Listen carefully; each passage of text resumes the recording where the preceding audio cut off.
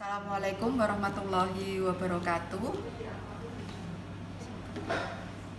Hari ini kita akan melakukan praktek media dengan tema pertemuan pertama kita, yaitu membahas tentang media pemupuk. Media pemupuk ini sama halnya dengan media perbenihan dari mikroba. Praktek media relevansinya nanti merupakan dasar untuk kalian semua masuk ke materi atau praktek dari mata kuliah bakteriologi. Jadi kemampuan untuk membuat media sangat diperlukan untuk praktek bakteriologi. Jadi nanti saling berhubungan. Media pemupuk sendiri yang akan kita buat ini terdiri dari ada nutrient broth. Jadi nutrient broth ini sama dengan media boilon, atau sering nutrient broth juga disingkat dengan NB. Ini medianya. Ini untuk yang satu komposisi.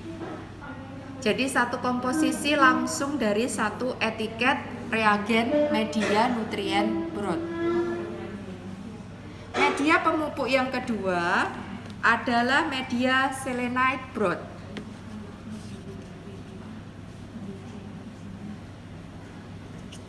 Kemudian untuk media yang ketiga yang akan kita buat yaitu ada media pepton alkalis 10%.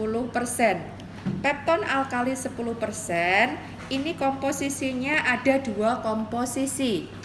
Jadi untuk selenite dan nutrient broth tadi satu komposisi, sedangkan untuk pepton alkalis 10% terdiri dari dua komposisi. Yang pertama komposisinya adalah natrium klorida. Boleh menggunakan natrium klorida atau sodium klorida. Kemudian yang kedua yaitu ada pepton fromid. Komposisi yang kedua adalah pepton fromid.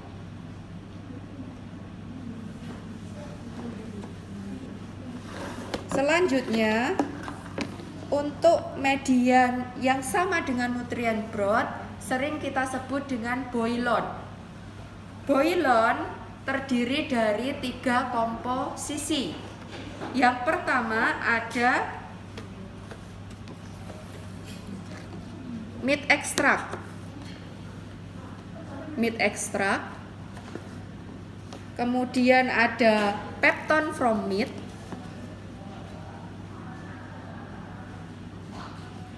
Yang terakhir ada NaCl atau natrium klorida atau bisa menggunakan sodium klorida.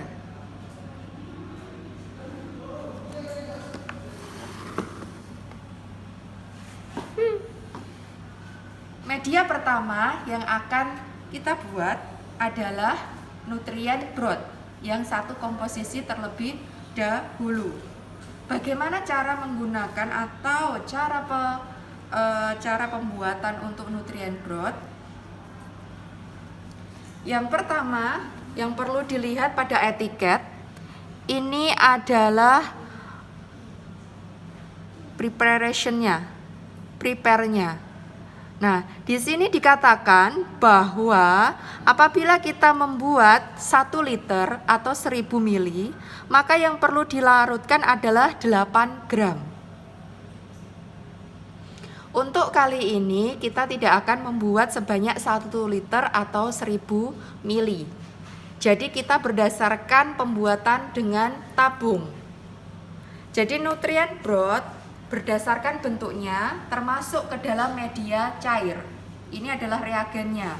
Berdasarkan fungsinya, dia digunakan sebagai media untuk menumbuhkan kuman enterobakter. Salah satu contohnya bisa E. coli atau Klebsiella. Jadi jenis enterobakter. Jadi untuk perbenihan atau untuk memupuk dari kuman-kuman tersebut. Yang perlu kita buat untuk nutrient broth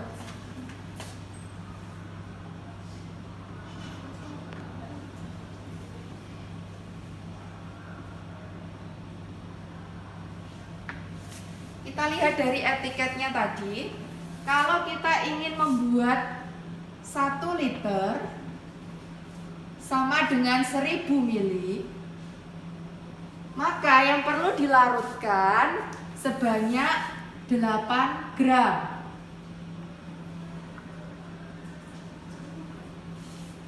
Kali ini kita akan membuat sebanyak 5 tabung.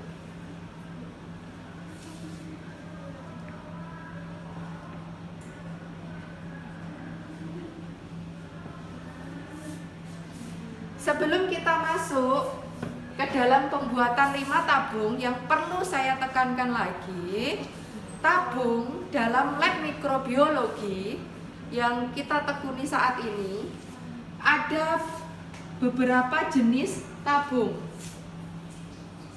Ada tabung jenis gula-gula. Ini tentunya sudah kami sampaikan dalam materi instrumen mikro tentang alat-alat gelas. Kemudian ada tabung yang digunakan untuk pemeriksaan MPN yang sering kita sebut sebagai LB2 dan LB1. Ada juga tabung jenis serologi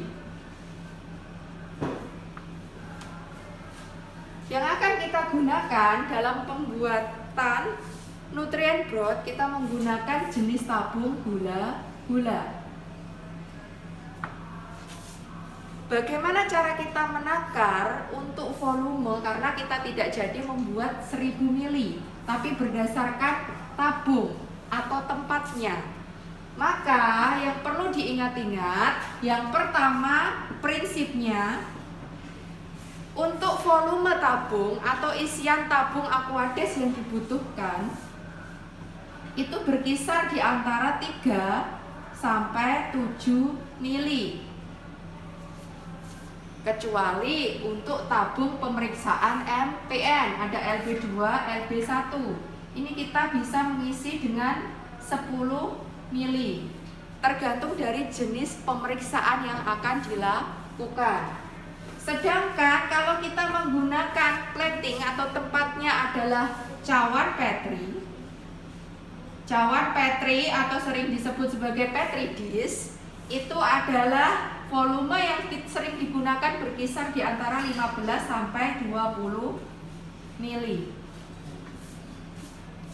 Kalau kalian ingat kemarin di instrumen mikro bahwa jenis tabung gula-gula adalah lebih kecil, hampir menyerupai atau di atasnya serologi sedikit.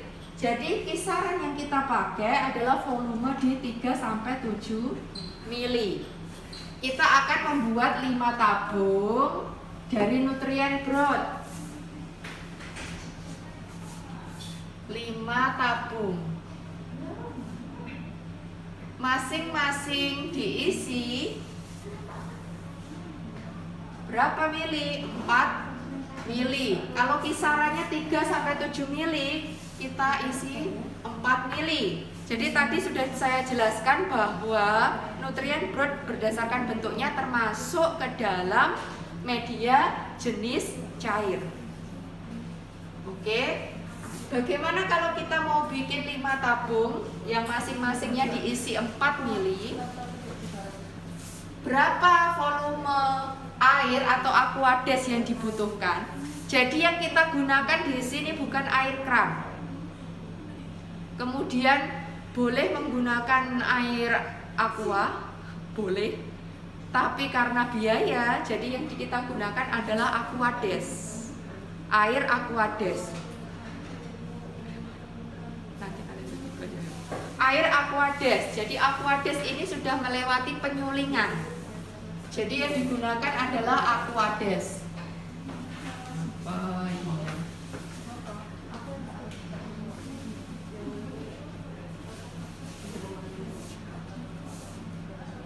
Jumlahnya mili yang akan dibuat, caranya yaitu mengkalikan jumlah tabung dengan jumlah masing-masing isian volume tabung. Jadi tadi kita mau bikin 5 tabung nutrien broth yang masing-masing tabung diisi 4 mili. Maka total Aquades yang harus disiapkan adalah 5 tabung dikalikan 4 mili sama dengan 20 mili. Jadi jumlah Aquades yang kita perlukan adalah 20 mili. Kemudian bagaimana cara kita menghitung gramnya? Karena tadi dikatakan bahwa kalau kita mau bikin 1000 mili atau 1 liter, yang kita butuhkan adalah 8 gram.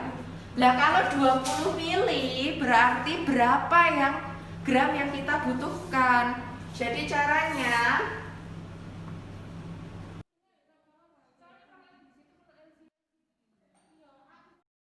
Di sini saya akan menyebutkan alat dan bahan. Yang pertama ada tisu, media nutrien broth, korek api, pipet pastur dan spatula, corong, etiket, gelas arloji, Erlenmeyer gelas ukur dan Beker glass, rak tabung reaksi dan tabung reaksi gula-gula sebanyak 5, neraca TBB, bunsen atau api spiritus kaki 3 dan kawat kasa. Langkah pertama yaitu siapkan alat dan bahan yang digunakan dalam pembuatan media. Lalu, lakukan perhitungan bahan yang akan digunakan. Timbang bahan boilon menggunakan neraca TBB. Bila sudah ditimbang, masukkan bahan ke dalam beker gelas dan siapkan air sebanyak 20 mili.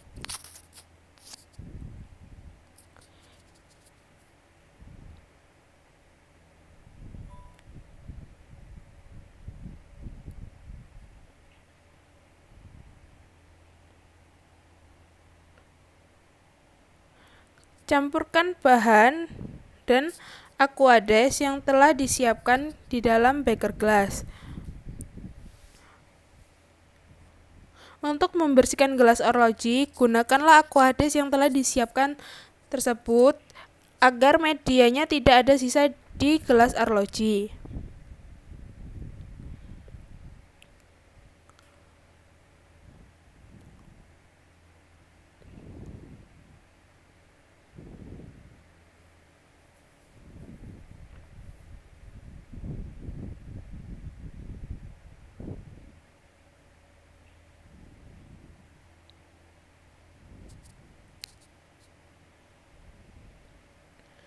Taruh api bunsen di bawah beker gelas, lalu aduk media hingga homogen.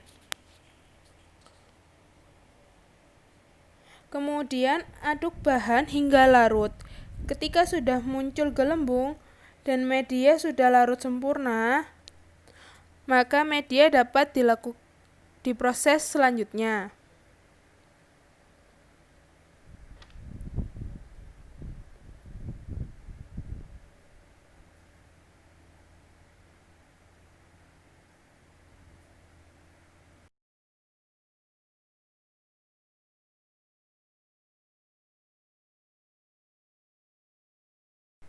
Agar cepat mendidih, boleh letakkan gelas arloji yang sudah bersih untuk menutupi beker gelas. Tunggu hingga muncul gelembung pada media. Bila sudah muncul gelembung, menandakan bahwa media sudah panas. Lalu, suam-suam media yang sudah siap dengan air yang tersedia di baskom.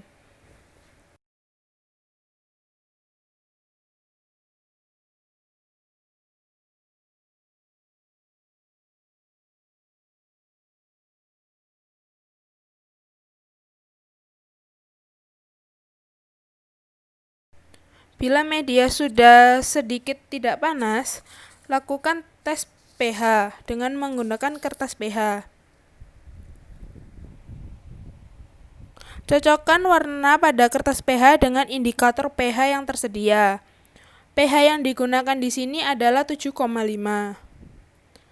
Bila pH dirasa kurang, maka tambahkanlah larutan NaOH. Lalu homogenkan kembali dan cek pada kertas pH yang sudah disiapkan. Bandingkan dengan indikator pH.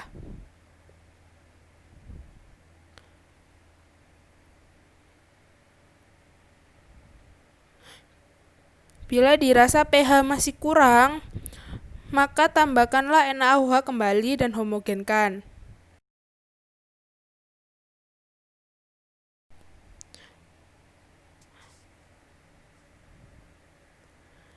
Bila pH terlalu basah, maka berilah larutan HCl. Lalu homogenkan dan cek kembali pada kertas pH.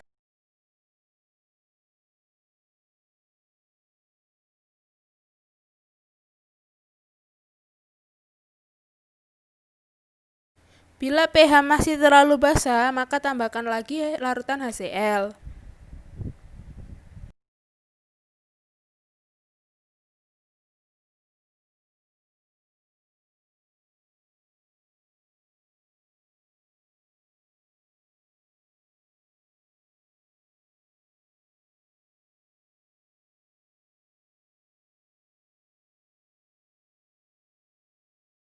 Lakukan hal ini hingga menghasilkan pH yang sesuai. Setelah pH sesuai, maka media dapat dimasukkan ke dalam tabung reaksi yang telah disiapkan. Untuk mengukurnya, kita menggunakan air yang telah dimasukkan ke dalam salah satu tabung reaksi untuk penyetarannya. Lalu masukkan media ke dalam tabung reaksi sebanyak 4 ml. Lakukan tahap ini sampai semua tabung reaksi terisi.